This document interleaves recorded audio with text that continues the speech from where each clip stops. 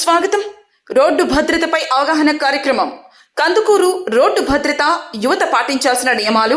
ఈ కార్యక్రమంపై అవగాహన కార్యక్రమం శుక్రవారం జరిగింది.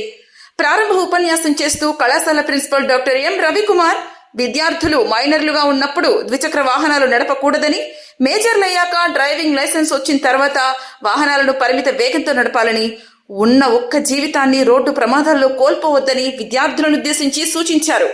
ఈ కార్యక్రమానికి ముఖ్య అతిథిగా ప్రాంతీయ రవాణా అధికారి టీవీ నాగలక్ష్మి హాజరై ప్రసంగిస్తూ 18 సంవత్సరాలు నిండిన వారు మాత్రమే డ్రైవింగ్ చేయాలని, డ్రైవింగ్ చేయాలనుకున్న ప్రతి ఒక్కరూ లైసెన్స్ పొందాలని, ప్రయాణాలు చేసేటప్పుడు రోడ్డు భద్రతా నియమాలను పాటించాలని, ద్విచక్ర వాహనదారులు హెల్మెట్ ఖచ్చితంగా ధరించాలని విద్యార్థులకు వారు సూచించారు.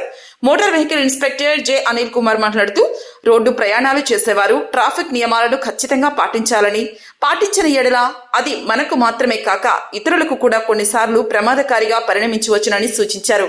ఈ కార్యక్రమంలో vice principal doctor Y Narendra, IQAC coordinator doctor P Rajagopal garu, NSS coordinator Shri Kotapati Naresh Raju, Telugu శాఖ అధ్యక్షురాలు డాక్టర్ సుజాత, ఇతర అధ్యాపకేతర సిబ్బంది, విద్యార్థులు ఉత్సాహంగా పాల్గొన్నారు.